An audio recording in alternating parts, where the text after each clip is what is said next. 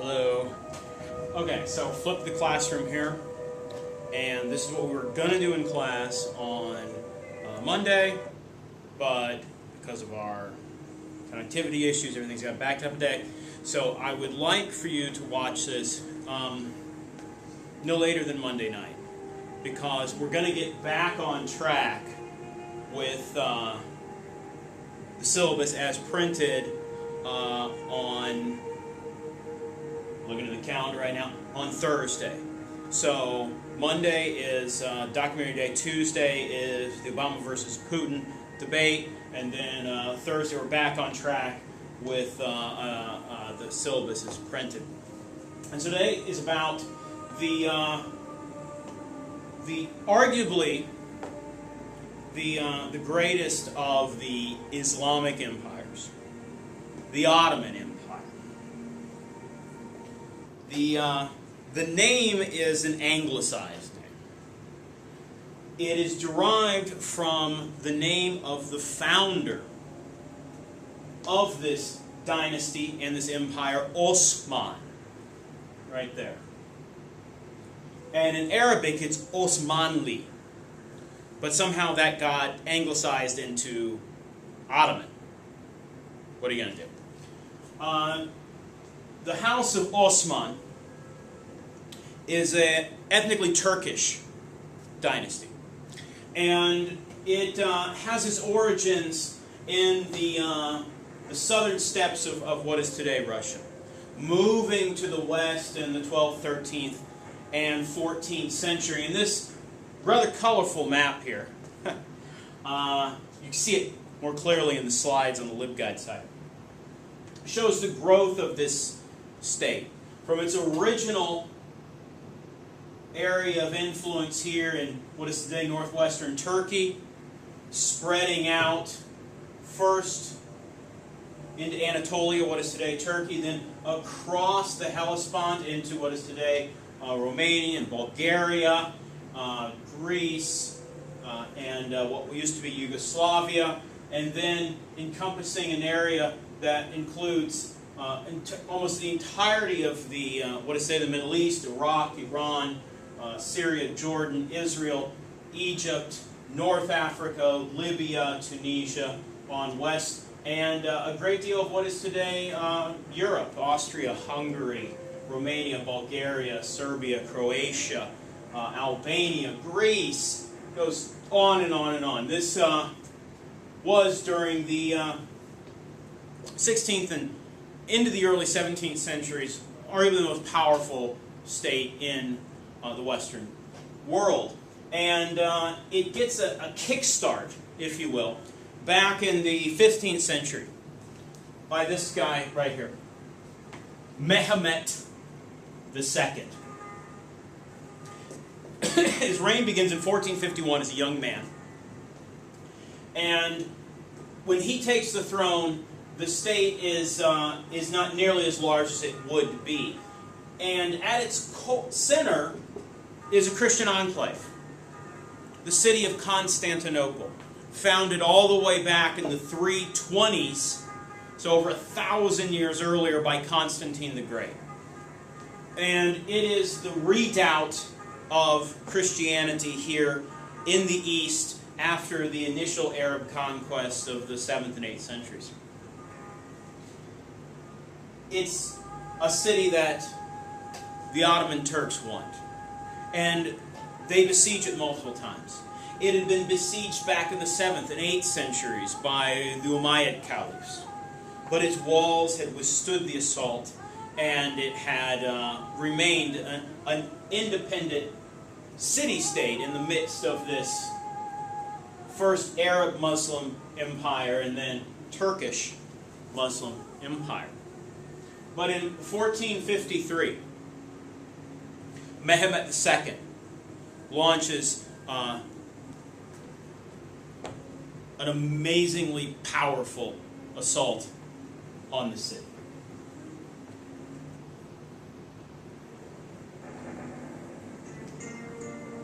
By the middle of the 15th century, the Ottoman Empire spread from present-day Turkey, known as Anatolia, deep into the Balkans. with one critical exception. It must have galled the Ottoman Sultan that, with his domains now stretching all the way into Asia and far, far into Europe in the west, there remained right in the center of his domains the greatest prize of all, the capital city of Constantinople, the most powerful, the richest, the most magnetic city in the entire world, still in the hands of the dying but not yet dead Byzantine Empire. To the Ottomans, Constantinople's strategic and economic importance was considerable. Its symbolic significance was even greater. It was the city. There was no others. If you were going to rule that area, obviously you would rule it from that city.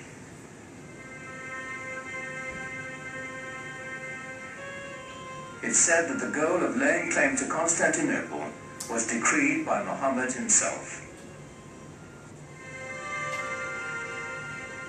By the middle of the 15th century, the city was a shadow of its former self.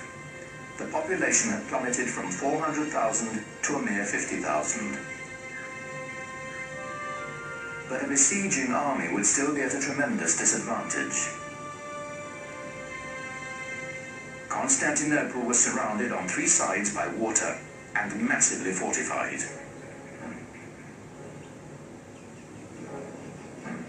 It was encircled by a triple ring of walls nearly 100 feet high and 30 feet thick.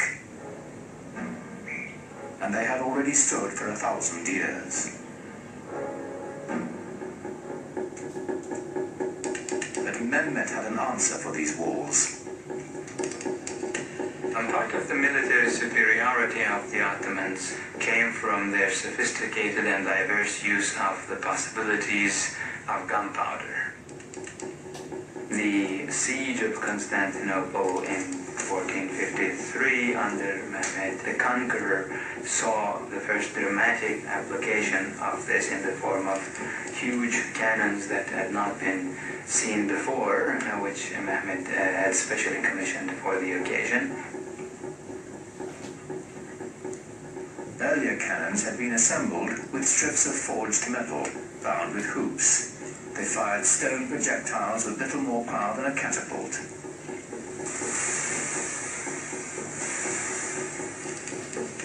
A new breed of cannons could be cast of solid bronze and packed with enough gunpowder to propel metal cannonballs with staggering force.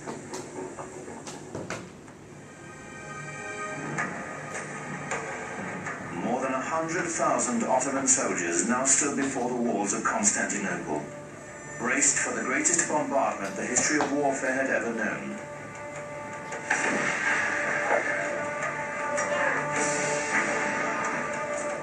Under relentless fire, the city's 7,000 Christian defenders held out for nearly a month.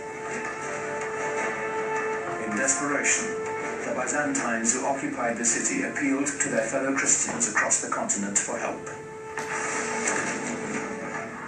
But of course, Europe in the 15th century was completely incapable of mounting any kind of a concerted opposition to the rising Turkish threat in the east.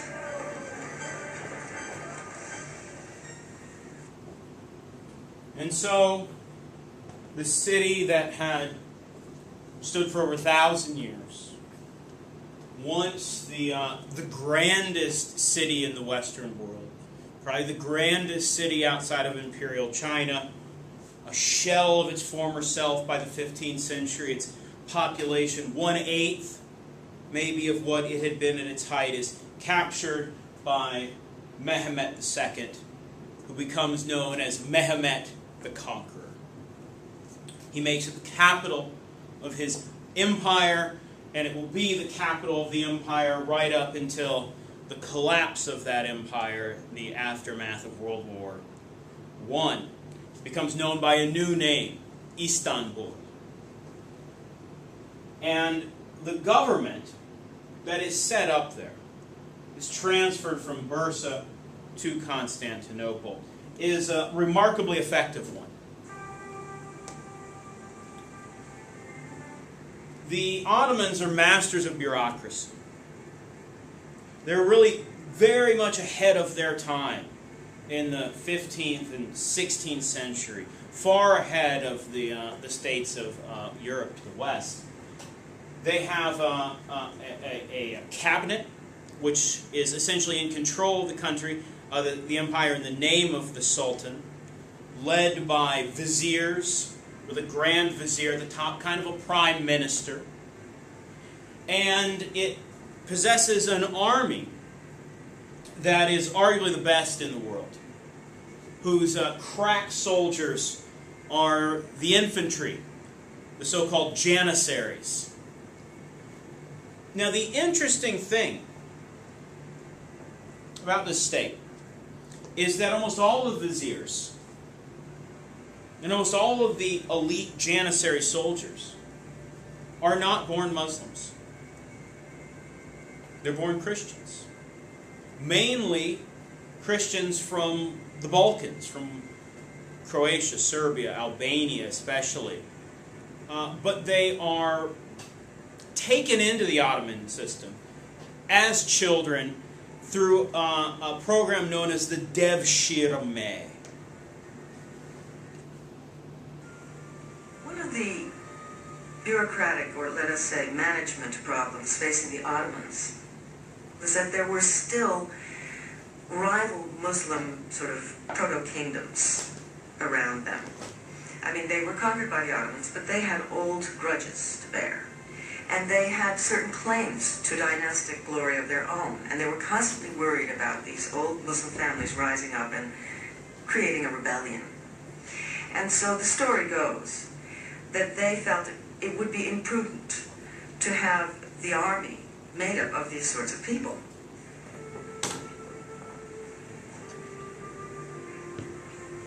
And so they wanted to recruit children who were not connected with any rival Muslim family. And so they went into the Balkans and they recruited primarily Christian children. This practice was called Devshirme. These children were then given the best possible education available in the world, perhaps, at the time. And they were then able to move into the highest positions of power in the empire. Those who were brainy went to the palace schools and graduated into different levels of viziers and governors. It even became grand viziers. Those who were brawny went to the Janissary Corps.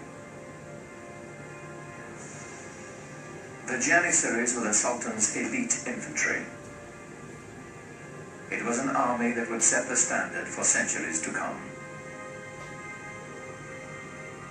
They were the strongest, trained as military machines, no fear of dying, totally fearless, and their only love was to serve the Sultan.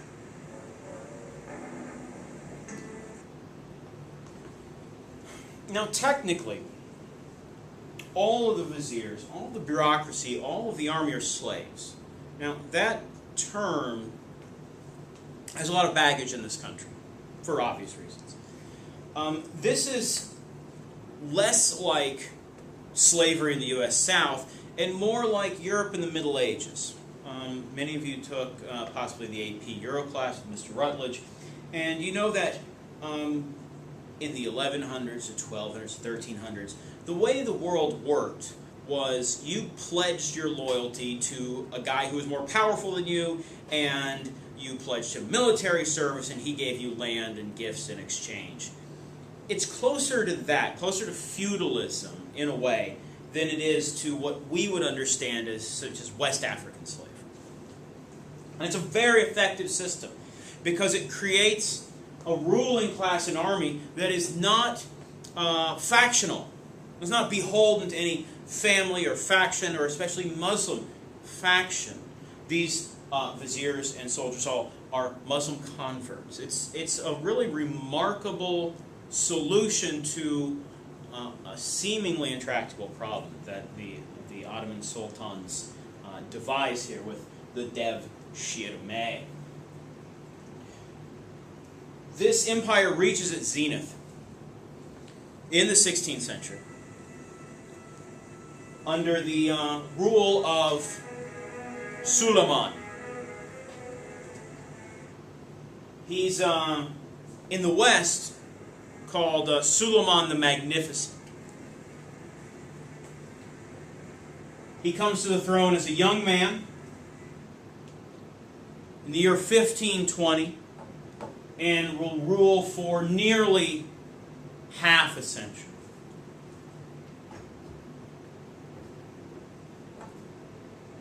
He was born at the beginning of the 10th century by the Muslim calendar, and he was the 10th Sultan descended from Osman.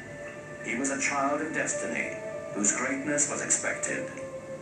In the parlance of the day, he was the Sahib Quran, the universal ruler, the master of an auspicious conjunction whose coming has been foretold, whose identity is confirmed astrologically. His name was Suleiman, after Solomon, the wise king of the Old Testament. The Ottoman Empire would reach its apex under Suleiman's reign. Suleiman was 26 when he took the throne, determined to make his mark on the world, as soon as his ministers would let him. The way to prove his mettle was on the battlefield. Every new sultan was expected to begin his reign by expanding the empire. Ottomans now controlled Kurdistan, Egypt, and the holiest cities of Islam, Mecca and Medina. Suleiman set his sights on Belgrade in Hungary, the stepping stone to Europe. His conquest would push the boundaries of the empire towards Vienna in the north and towards Isfahan in Iran. But his legacy is really not as a conqueror. His legacy is much more as a patron of the arts, on the one hand, and as a lawgiver. And in fact, in Turkish, he's not known as Suleiman the Magnificent. He's known as Suleiman Kanuni, which means Suleiman the lawgiver.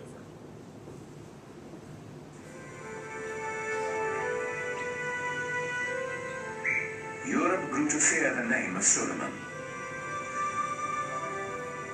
But within his own borders, he had another reputation. Islamic history remembers him as Kunan, the lawgiver. Ottomans were really bureaucrats in full sense of the word. They kept every single record, and in order to control the different peoples who participated in the world of the Ottomans, they had to have very carefully sorted out legal systems. Under Suleiman, a single legal system was defined for the sprawling empire. His laws would later become the basis of constitutions for several other nations. But Suleiman was the supreme monarch of the area. He was the center of the world.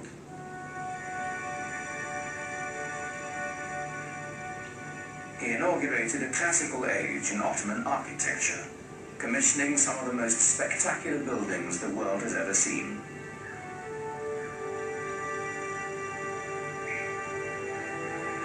Suleiman was in a unique position of wealth and of consolidation, and he focused his attention on developing monumental architecture to commemorate his great dynasty and himself. Great religious architecture can really give people a sense of what is at the heart of the faith. Grandeur and majesty are the things that come to mind when Muslims think about God. A building that is grand and majestic can immediately remind people of the glory of God. Suleiman's chief architect, Sinon, was a man whose vision perfectly complemented the empire builder. Sinon perfected the signature structure of Islam, the domed mosque. His career spanned half a century and produced well over 300 buildings, including the refurbishment of one of the most important monuments in Islam, the Dome of the Rock in Jerusalem. But for the Sultan, of course, he built his masterpiece, the Suleymaniye Mosque in Istanbul. It is truly befitting Sinan, who was called the Great Master. These buildings were horrendously expensive, huge things that took many, many years to build, and a great deal of architectural talent and engineering skill and engineering experience. When they built a mosque like the Suleymaniye, they were doing it to say, yeah, I've got the power, I've got the money, I am the Sultan, I'm the King of Kings. But at the same time, there was also tremendous spiritual value in these things. The symbolism is not only that of empire, but of faith. In the spirit of Muhammad's teaching, the Great Mosque was a center of social services, complete with a hospital, school, and library. At its inauguration, it said Suleiman gazed at it with awe and exclaimed, "O Solomon, I have surpassed thee."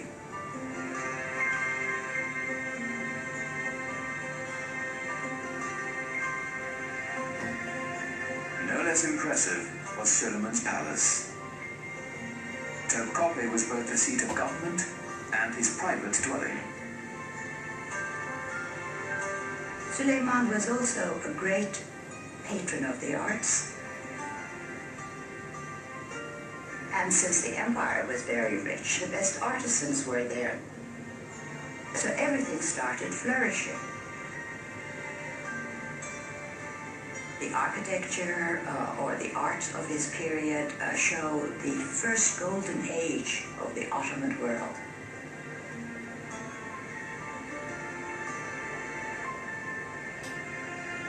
Everything that came out of his palace was exquisite. Suleiman himself was a goldsmith. Ottomans believed that every sultan had to have a tangible trade. Being a sultan was not considered a practical or a tangible trade. And he was a very demanding patron, insisted on checking the work, even commissioned few things. And I think each artisan group or each corps working for the palace tried to outdo one another to please the Sultan, because to please him had wonderful rewards.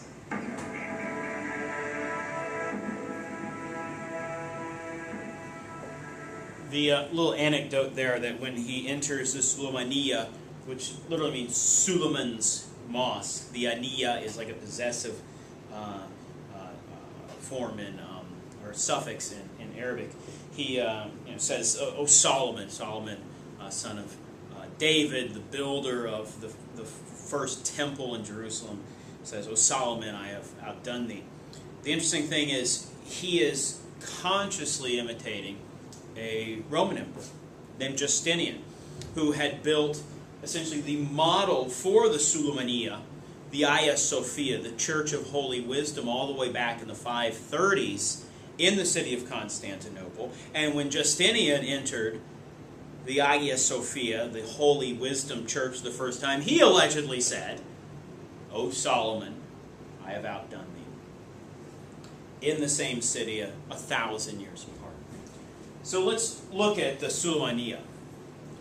It is one of the great architectural masterpieces of the Ottoman Empire. It is an enormous structure. The scale here is difficult to really put into words. A huge dome surmounting dozens of other domes, a massive space for worship in this city that is once again home to hundreds of thousands of people. Constantinople was really reborn after 1453 as a great imperial city once again under the rule of the Ottomans. And it's under the Sultans, but especially under Suleiman Kanuni, or the Magnificent, that the great palace of the Ottomans is built on the southern tip of the peninsula of Istanbul, of Constantinople, the Topkapi Palace, which will eventually encompass 7 million square feet. And it's here that you find the harem. The West sexualized the harem. It became this erotic pleasure center. But that's not really what it's about. The term actually means a place apart, a sacred, special place. It has no sexual connotations by definition in Arabic. So let's go into Suleiman's harem.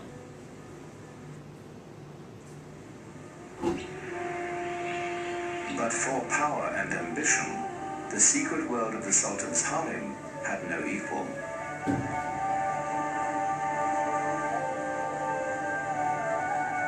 Contrary to the Western stereotype, it was not the Sultan's playpen, but lay at the center of dynastic power.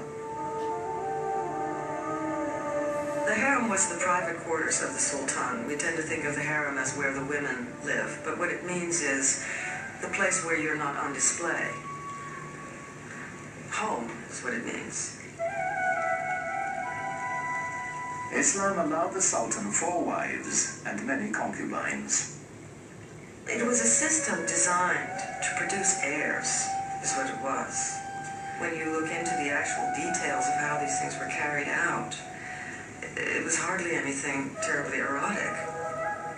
I mean, the Sultan did not have much choice in his selection of female companions.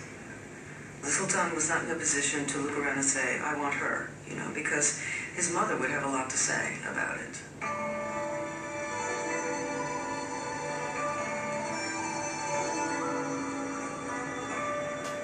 With his first wife, Suleiman had a son and heir, Mustafa. But while he was in his mid-30s, the Sultan fell deeply in love with a Slavic slave girl named Harem. In the West, we know her by a different name, Roxolana. Roxolana would bear him a rival heir and become Suleiman's most trusted confidant. The Sultan was supposed to be protected from any undue influences. He was supposed to be protected from any rivals. And in a way, this creates a vacuum around his person into which the harem life can enter. And so the fact that he was so protected works in a funny way to expose him to the influence of his female companions with whom he spent so much time. And there were tremendously intelligent and ambitious women around him, Roxolana being the most famous of all.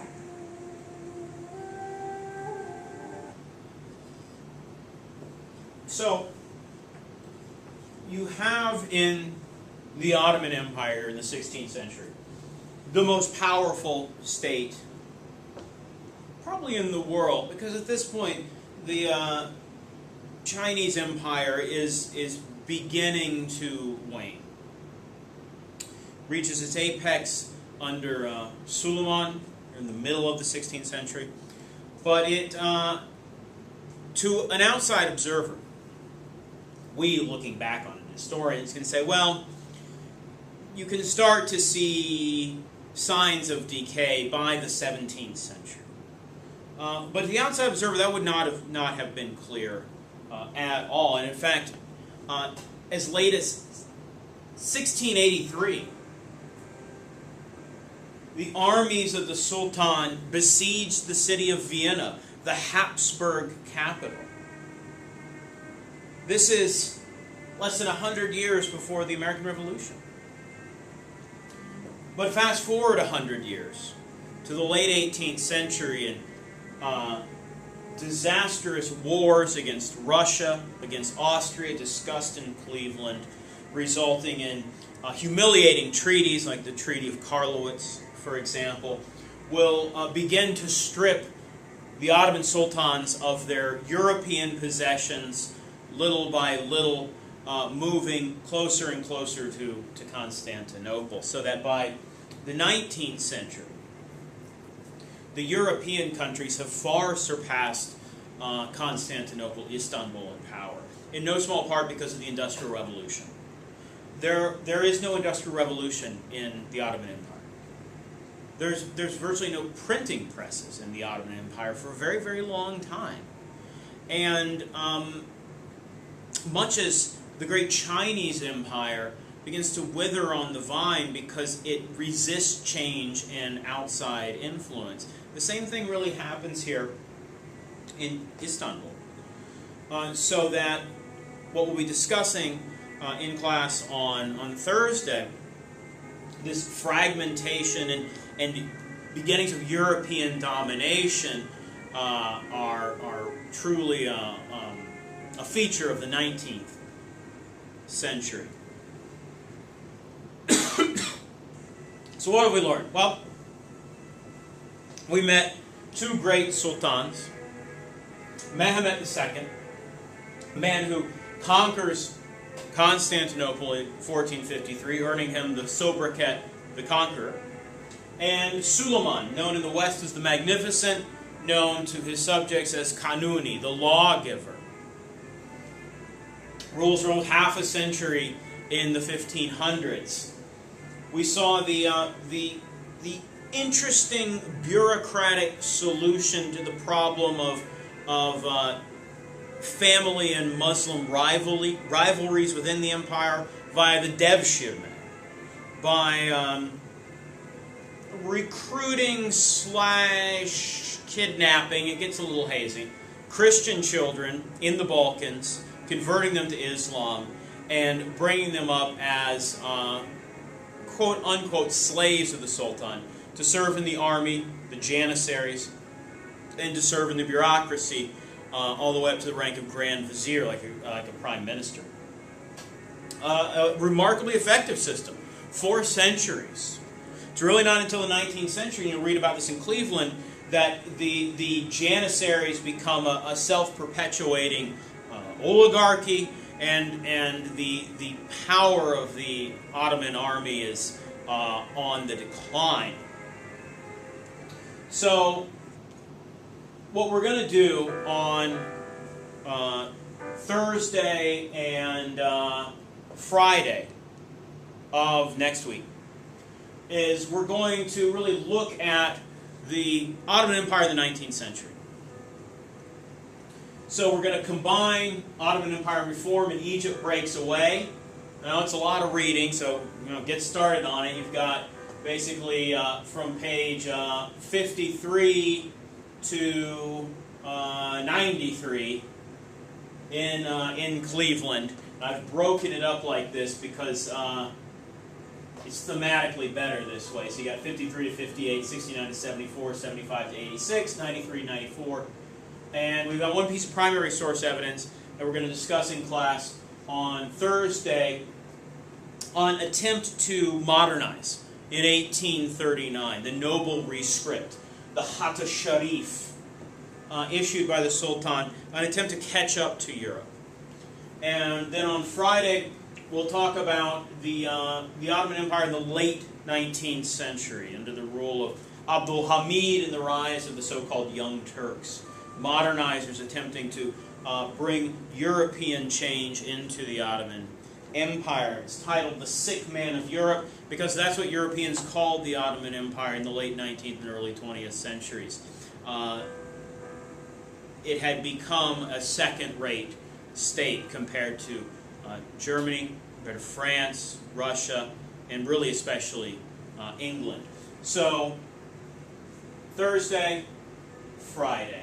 No, it's a lot of reading, but you can do it. I believe in you.